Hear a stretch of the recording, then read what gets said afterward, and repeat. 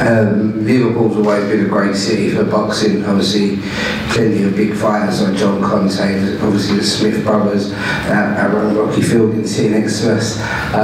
It's always a great night of boxing. They're all mad as a box of frogs, and the atmosphere is unbelievable. So I'm just looking forward to another good night in Liverpool. Mentioned the York Cool card last weekend, which many saw as our biggest success, our best show so far. In a way, on paper, this one's even bigger though, isn't it? I mean, fewer titles on the line, but the names are certainly more illustrious. Yeah, definitely. Obviously, we've got Rocky Fielding's coming off the Canelo defeat. Obviously, four-time world title challenger Martin Murray, an Olympian Natasha, Jonas. It's a massive card with some massive fighters on there. It's going to be good to promote Rocky Fielding because the first time I ever met him was in Germany for Darren Barker's world title fight. He was getting on the Jaeger bomb, so it's a lot different now to be sitting up here as the promoter for his next fight. So it's going to be a fantastic night. He's in a very good fight, and it's going to be just looking forward to a great night of boxing. Try and stay off the Jaegers the next couple of nights, please, both of you. First, we're going to discuss a real 50-50 domestic clash. We've got the unbeaten Jed Carroll, who's very popular in these parts, shown a lot of skills in building his record to this point. He's up against a former Southern Area champion in Jeffrey Afori, who we're going to hear from first. Jeff, big chance, big stage. Tell us a bit about how you got here, and you must be thrilled. Oh yeah, thank you guys for having me here. It's a great opportunity. I got the fight, my last fight I had a 10-rounder. It didn't go to plan, but it didn't take nothing out of me, so I'm ready. And to have a fight 6 weeks later against another unbeaten guy, I'm fully focused and I'm going to give everything in the ring. I know what their game plan is going to be. They know I'm going to come forward, fight aggressive. They're going to try to keep me on their jab, keep me away, but I'm coming in no matter what he does. It's going to be an entertaining fight. Great stuff. Have you been impressed so far with what you've seen of Jed? He's building a record and an impressive following at the same time. So, what do you make of him as a fighter, and how do you combat his natural skills technically? I've seen, I think, his last 2 fights or last 3 fights. I can see he's tall for the weight. The big guy. He hasn't got any stoppages, but that doesn't mean nothing. Obviously, when you get in there, you know if you can punch or not. I know he likes to move around. He fought the same guy I fought in my 8th fight, so I can't really use that to gauge it. But at the end of the day, he's good and I'm good. That's why we're here. So I'm going to show who I am in the ring, and that's it. Thank you very much, Jeffrey. On to Jed. Jed, this is a key step up for you, and it's happening at home. So do you expect the crowd to play any part in this? Will Jeffrey maybe feel the noise a bit in there? Yeah, come fight night. Obviously, being at Liverpool and being in my hometown, everyone's going to be behind me. Jeff's a top fighter. Didn't go his way last time out, but you know he's took another fight. He could have took a step back and tried to build on his career, but he's turned up here, and it's going to be a great fight. He's going to come forward. He's a shooter, and I'm going to be on the back foot behind the jab, but we'll see fight night, and it'll be a cracking fight. I'm really looking forward to it. You say you might actually go forward and meet him, play fire with fire there, because I think a lot of people expect you to try and use your technical ability, but it sounds like we're in for a bit more quicker work than that. Well, people assume I'm just a boxer, so come fight night, we'll see. I suppose it's all about giving the fans a good fight, and I'm really looking forward to it, and can't wait for Friday. Thanks very much, Jed. If you could just pass the mic down to Blaine, that would be great. Blaine Highland is an elite talent, Team GB boy, and there's a lot of people in the boxing business who are very excited to see him make his debut. I'm one of them, and there's a bit of star quality about him, very skilled. Blaine, I guess you've been, as we mentioned, boxing on a high level as an amateur. Pro game is different, it'll be broadcast around the world, stateside as well. Are the nerves that you're going to feel actually a healthy thing? You're looking forward to that slight maybe fear factor of making a debut? But yeah, I'm excited to make him go debut, definitely in front of all the fans in Liverpool. I'm not a fear factor as say, but you know, we've trained hard, we've put everything into the gym the last 7 weeks. I was soon we were fighting Liverpool, so I'm just looking forward to putting a show on Friday night and getting the journey started. And how inspiring, Lee mentioned some massive names that have come out of this city and the surrounding area with Conte, Bellew and some guy called Rocky Fielding. How inspiring is it to be from here and to have a chance to sort of follow in those footsteps? Is it something you draw a lot of strength from? Yeah, definitely. I'm just at the start now, so you know, I look up to these type of fighters and I look forward to seeing how my future's going to turn out. So yeah, I'm excited. Thanks very much, Blaine. We look forward to seeing you make your debut on a big stage. A lot of expected, I'm sure you're going to deliver. Good luck. On now to Natasha Jonas, who's already cemented her status as perhaps the Queen of Liverpool in a way. I remember you mentioning you didn't get the chance to box here much as an amateur, but as a professional you seem to be turning the place into a bit of a fortress, which I guess every queen needs. Yeah, I mean, it's as everyone's like on tech or whatever else is saying, it's always good to box at home, you know. So many times as an amateur, you're away and you're out to the city, you're out to the country, that you never actually get to box at home with people cheering for you. And sometimes it adds a little bit of pressure because you want to perform in front of your own, but it's good to box here, and you know, the support we get is unreal. The support I've had from your career, from the first day I put on a set of gloves, has been unmatchable anywhere else. You're up against a Hungarian, I believe, called Bianca Midgelath. I hope I'm pronouncing that right. Half of her fights have ended in KO victories, so it's someone that has a lot of confidence in their power and is probably going to come straight at you. Is that going to suit you on the night? Yeah, she's a little bit heavy, a little bit. She's had a few knockouts, but it's alright, so it doesn't make any difference. Whoever's in the ring with me, but it's got to lose. You're on the same bill as Martin and Rocky. I spoke to you the other day, you said you've got a lot of history with those guys. How exciting is it to sort of be reunited and get to approach this as a team? Yeah, I think I went on one of my first England trips with Martin.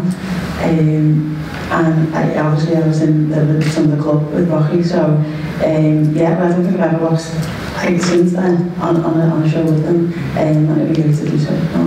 Fantastic. Thanks very much, Tash. We look forward to that fight.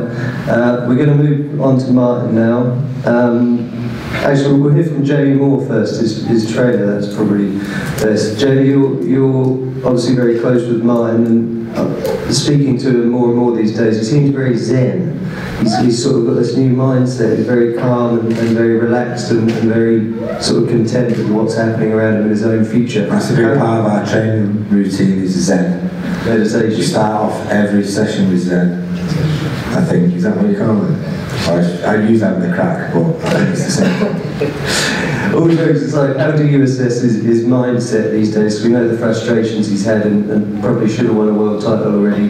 He seems to be over that mentally and only thinking about the future rather than the past. Yeah, he definitely should have won a world title by now. I don't think anyone disputes that. He's got a lot of experience, but you know, even though he's nearly as old as God now, I think he's still relatively fresh. You know, he's had big gaps in between fights, which you probably get a chance to recover and stuff like that. So when you're still quite fresh, but you've got all the experience, you know, and experience is key, I believe, at the top level. So if Mark can get another opportunity, I'm sure they'll grab it with both hands. This fight's a super middleweight, but he sort of seems like he's in between. I think he can still make middle. So if the opportunities come, I think he's enjoying it more now because there's no pressure. You know, he's not going in for world titles or feeling like this is it. He's just doing it for the pure enjoyment of it. And I think you perform better then. You relax more and you get the best out of yourself. And how important a figure is he in that gym, especially for the younger fighters, with all his experience? What examples does he set and advice can you give? Well, it's similar to what United are missing at the minute, where you know you look at that someone like a Roy Keane or someone what controls your team, and City have just lost it with Vincent Kompany. Martin Murray's our sort of stalwart where he leads by example. He's so experienced. I always say to the young, so I've got a young lad who's had 3 fights, Aki Fiaz. I always say to him, come in and sit, train early, sit and watch the rest of the training, and just pick up the stuff what the more experienced lads do, because all that stuff what you picked up over the years, those little tricks what you do on the inside, spine and stuff like that. A young lad picking up and bringing it into his game earlier on, maybe more so than what even Martin learned in his career, can only stand you in good stead. So it's always good to, you know, we've got a wealth of experience at the top level in United, in Rocky, you know, even Jack Carroll, Tommy Coyle, he's got a lot of experience. So the younger people coming through can all learn from that. You can only ever learn. You don't necessarily have to be taught it as in words, you can just sit back and watch and take it all on board. Fantastic. Ole Gunnar Solskjaer, if you're watching, we can give you Martin Murray's number. So everybody in midfield. Yeah, solve your midfield problems. Martin, we'll start with your opponent. It's a live opponent. He's going to come and win. He's probably going to come and try and take your head off. What are you expecting in terms of a test here? Yeah, I've obviously seen him, he can punch a bit. So he's a bit wild, but he's not really forced anybody, you know, it's alright knocking a lot of people out if you're knocking puddings out, you know what I mean? So I think he's knocked 21 out of 25 out, and like I said, he's wild, but I'll be going in there, won't be putting my chin out for him, and he's fighting somebody who's at a completely different level to him, so I'll plan on going in there and trying and showing him that. We've mentioned that you fought at such a high level before, obviously sick of hearing about the world titles that should have been and moving on. What are your goals for the next 6 to 12 months in terms of what you want to achieve in this sport? You know what, I don't know if I said this at last press conference, but this is the first year I've started the year with no expectations, and the first year I've had no plan. The plan is there isn't a plan, so I'm just going out learning our boxing because I still can, I enjoy it, and yeah, I'm doing it because I want to rather than I feel like I have to. Like I said, the expectation of winning a world title for me is gone. It was unheld there. I look back now and I won in a good, even though I was in a good mindset and I was training, because I was training like a madman. In some respects, it wasn't the best way to train. Like I said, the obsession's gone. It's quite liberating for me. I feel good. So anything now for me is a bonus. Fantastic, Mark. We look forward to another high-quality clash against Jan Janine. Onto the headline now. We're going to hear from Rocky Fielding's opponent, Abdallah Paziwapazi. Is that? Yeah, I'm the trainer. I'll do the talking. Great, thank you for coming. 23 knockouts from 33 fights is an impressive record for anyone. So, much like Martin, Rocky has a very serious test on his hands here. So I'd just like to start by obviously welcoming Abdallah and his team. But the first question, I guess, is how excited are you to be representing Tanzania, and how could victory over Rocky Fielding change Abdallah's career? First of all,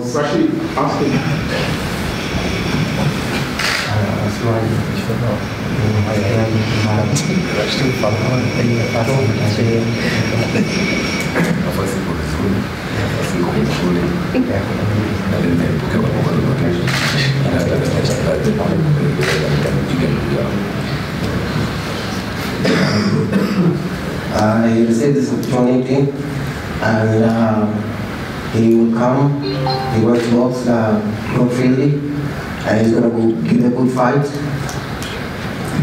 It could be a question of who hits harder if both men are going to come forward, because Rocky's strength, a lot of people think, is his power. So who hits harder in this fight?